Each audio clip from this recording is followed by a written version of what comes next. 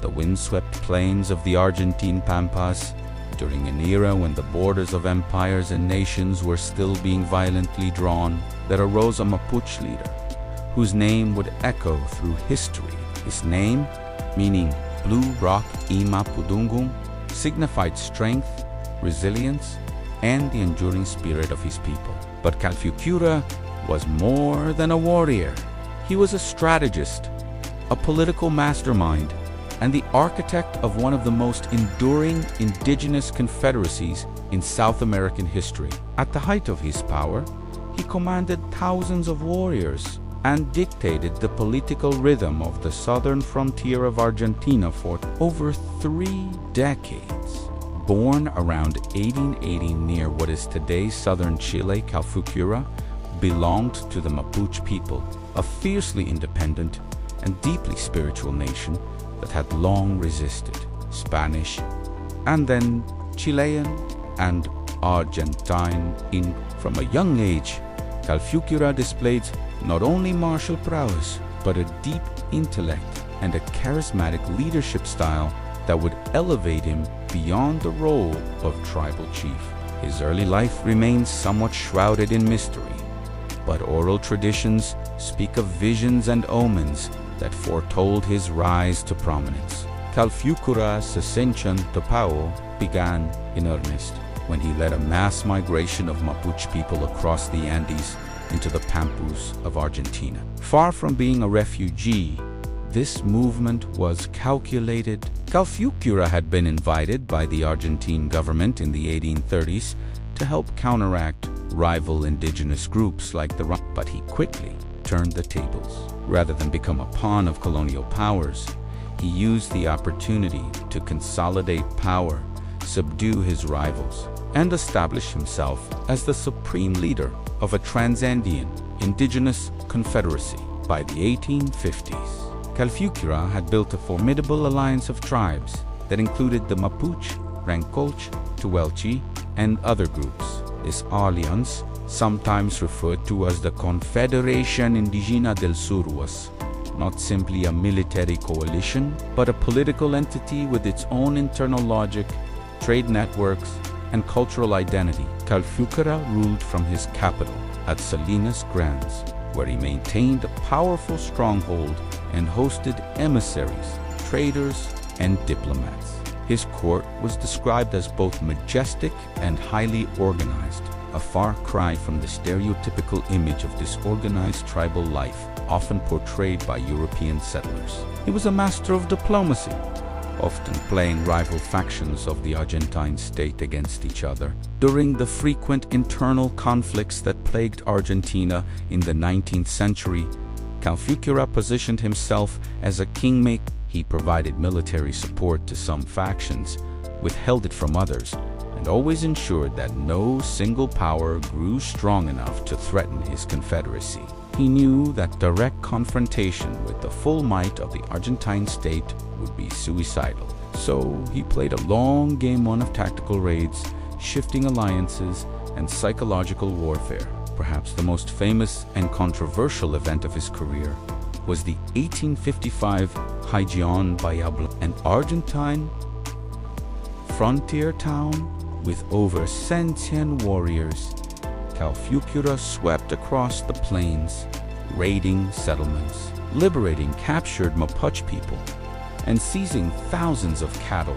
It was a bold demonstration of his military reach and a declaration that the indigenous confederacy was not to be underestimated. These raids, known as Malones, became a central feature of his resistance strategy. They were swift, devastating, and designed to keep settlers in a constant state of uncertainty. But Calfucurá was not merely a raider. He was also a nation builder. Under his leadership, the Mapuche and allied groups developed complex trade relations with Buenos Aires and other cities. They traded cattle, horses, silver, and textiles, integrating themselves into the regional economy while maintaining their cultural autonomy. Calfucurá even employed scribes and translators, and some of his correspondence with Argentine officials still exists, today signed with this iconic blue cross, a symbol of both spirituality and sovereignty. His military tactics were equally sophisticated. He avoided pitched battles unless victory was assured. He favored guerrilla warfare, strategic retreats, and hit-and-run attacks. His knowledge of the terrain, the seasons, and the psychology of his enemies gave him a persistent edge. Argentine generals complained of his ghost-like ability to appear and disappear at will across the vast Pampas. Even when outgunned, Calfucurá managed to delay the advance of Argentine forces for decades. One of the most remarkable aspects of his leadership was the unity he maintained among diverse indigenous groups, many of whom had histories of conflict with each other. Calfucurá's charisma, coupled with his emphasis on collective sovereignty and resistance to colonialism, fostered a sense of shared purpose. His political genius lay in recognizing that only unity could withstand the military and cultural onslaught of settler expansion. In this, he was a precursor to pan-indigenous movements across the Americas. Despite his success, the tide of history began to shift in the 1870s. The Argentine government, now more centralized and militarized, began preparing for a massive campaign known as the conquest of the Desertan, effort to exterminate or displace indigenous peoples from Patagonia and the Pampas. Calfucurá, now in his 70s, continued to resist, but the pressure was mounting. In 1872, he launched one of his final raids, once again demonstrating his resolve, but also signaling that the age of indigenous control was nearing its end.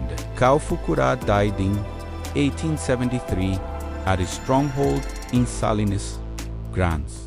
His death marked the end of an era, but his legacy endured. His son, Namunkará, would attempt to carry on the resistance, but the overwhelming force of the Argentine military would soon crush the confederacy. The Mapuche were driven south, their land seized, and their people marginalized. Yet Calfucurá's memory did not die.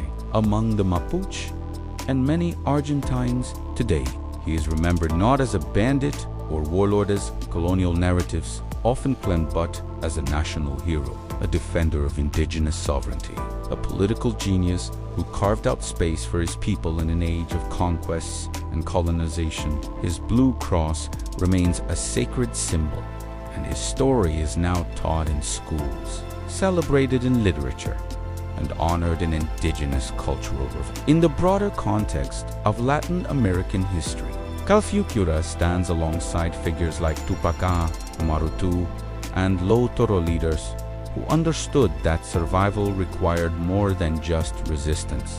It required vision, strategy, and the ability to unify. His confederacy was not a footnote, but a formidable alternative to colonial rule, one that challenged the legitimacy of the settler state and offered a different vision of what sovereignty could look like. Today, as indigenous movements across the Americas reclaim land, language, and identity, Calfucurá's legacy feels more relevant than ever. He reminds us that history is not a one-way march of conquest, but a terrain of struggle where even the most marginalized can rise, organize, and transform their destiny. The Blue Rock may have passed into legend, but its foundation remains beneath the soil of the Pampas, unyielding, unforgotten, and eternally. Follow for more history they never taught us in school.